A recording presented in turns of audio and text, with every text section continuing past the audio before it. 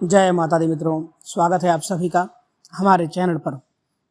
शारदीय नवरात्रि की मंगलकारी दिन चल रहे हैं और हमें आशा है कि आप इन दिनों में देवी के विभिन्न रूपों की उपासना बड़े ही श्रद्धापूर्वक कर रहे होंगे और उनसे वरदान स्वरूप अपनी सभी प्रकार की परेशानियों का अंत मांग रहे होंगे।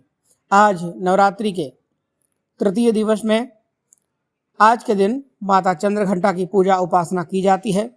आज के इस वीडियो में हम आपको माता चंद्रघंटा से जुड़ी हुई पौराणिक कथा क्या है और आखिर उनकी पूजा विधि कैसे की जाए, तो चलिए प्रारंभ करते हैं आज के दिन का यह वीडियो। हमने पहले और द्वितीय नवरात्रि की पौराणिक कथाओं का भी श्रवण किया था।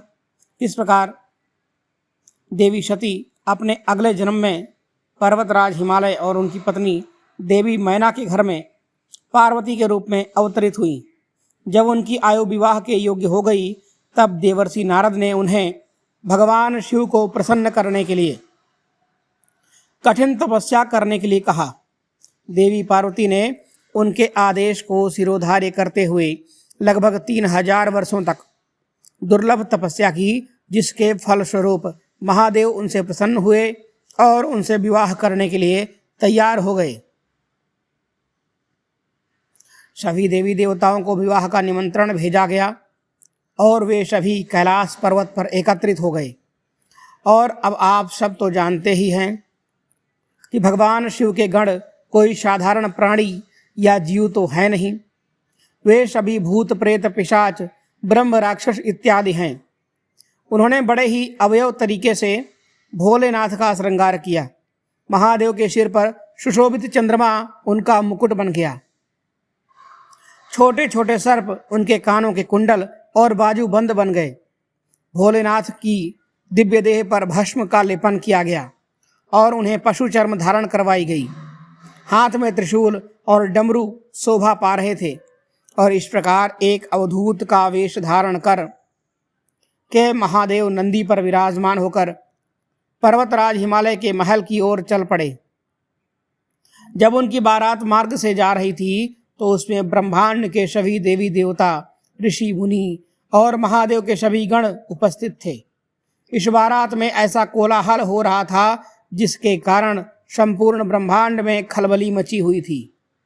भूत प्रेत पिशाच नृत्य कर रहे थे। इनमें से किसी के सहस्त्र मुख और हाथ थे, तो कोई ऐसा भी था जिसका कोई मुख और हाथ भी नहीं था। कोई पिशाच तो अपने धड़ को ही अपने हाथ में पकड़कर नाच रहा था। ऐसे भयंकर दृश्य की तो कल्पना भी करना असंभव है। जब यह विचित्र बारात राजा हिमालय के द्वार पर पहुंचे, तो वधू पक्ष के सभी लोग महादेव तथा उनके गणों को देखकर स्तब्ध रह गए। महादेव के 5 मुख और 10 हाथ देखकर सबके होश उड़ गए। पार्वती की माता मैना देवी संपूर्ण बारात को देखकर अचेत सी हो गईं। जब देवी पार्वती ने भोलेनाथ का यह भयंकर रूप देखा, तो उन्होंने सोचा कि क्यों न वो भी एक ऐसा ही रूप धारण करें जो कि उनके वर्ग के समान मेल खाता हो। तो बस फिर देवी पार्वती ने इस समय जो अलौकिक स्वरूप धारण किया, उसे ही देवी चंद्रघंटा के नाम से जाना जाता है। माता के स्वरूप में उनकी 10 भुजाएं हैं, जिसमें वे त्रिशूल, गदा, धनुष, बाण, तलवार, कमल, अंकुश, घंटी और कमंडल धारण करती हैं। महादेव के अनुरूप देवी चंद्रघंटा भी अपने मस्तक पर चंद्रमा धारण करती हैं और उनके भी 3 नेत्र हैं। उनके गले में श्वेत पुष्पों की माला शोभायमान है और वे बाघ की सवारी करती हैं। देवी पार्वती ने माता चंद्रघंटा का स्वरूप धारण करके भगवान शिव से प्रार्थना की कि उनसे विवाह करने के लिए वो एक सुंदर राजकुमार का सौम्य रूप धारण करें, ताकि उनके परिवारजन उन्हें देखकर भयभीत न हो और विवाह समारोह अच्छे से संपन्न हो सके। पार्वती देवी की प्रार्थना को स्वीकार करते हुए महादेव ने एक अत्यंत मनोहर और सुंदर स्वरूप धारण कर लिया। इसके पश्चात भगवान शिव तथा देवी पार्वती का शुभ विवाह संपन्न हुआ। सभी देवतागण और ऋषि मुनि ने पुष्प और आशीर्वाद की बौछार की और इस प्रकार भगवान शिव ने माता पार्वती से विवाह किया। नवरात्रि के तीसरे दिन देवी चंद्रघंटा की पूजा आराधना की जाती है।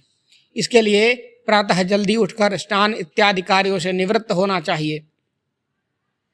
देवी के विग्रह की स्थापना करनी चाहिए और इस विग्रह को शुद्ध जल और पंचामृत से स्नान करवाना चाहिए। देवी को वस्त्र, कुमकुम, सिंदूर अर्पित करना चाहिए। देवी को सफ़ेद कमल, लाल गुड़हल अथवा लाल गुलाब के पुष्पों की माला अर्पित करनी चाहिए अथवा पीले पुष्पों की माला भी अर्पित करनी चाहिए। इसके अलावा भोग बनाने के लिए श्वेत पकवानों का चयन करें। दूध से बने हुए खाद्य पदार्थ सर्वश्रेष्ठ रहते हैं।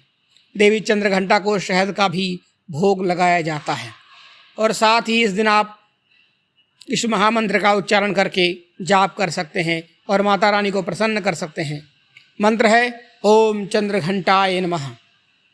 माता चंद्रघंटा को प्रसन्न करने के लिए भूरे रंग के वस्त्र पहनने चाहिए, क्योंकि उनका वाहन बाघ है, इसलिए सुनहरे रंग के वस्त्र भी उन्हें बहुत प्रिय हैं। इनकी आराधना से साधकों को चिरायु, आरोग्य, सुख और संपन्नता प्राप्त होती है। माता चंद्रघंटा की कृपा से साधक के समस्त पाप और बाधाएं नष्ट हो जाती हैं। इनके उपासक सिंह की तरह पराक्रमी और निर्भय बन जाता है। क्या आप जानते हैं देवी चंद्रघंटा का मंदिर कहाँ पर है? तो माता चंद्रघंटा को समर्पित एक विशाल मंदिर भारत में त्रिवेणी संगम के नाम से विख्यात प्रयागराज में स्थित है। ऐसा कहा जाता है कि तीसरे नवरात्रि के दिन इस मंदिर में माता चंद्रघंटा के दर्शन करने से भक्तों के सभी पाप नष्ट हो जाते हैं और उन्हें मनचाहे वर की प्राप्ति होती है। देवी चंद्रघंटा को समर्पित एक अन्य मंदिर वाराणसी में भी स्थित है, जहां नवरात्रि के 9 दिनों तक भक्तों का तांता लगा रहता है। और अब भारत के किसी भी कोने से प्रयागराज अथवा वाराणसी बड़ी सुगमता से जा सकते हैं।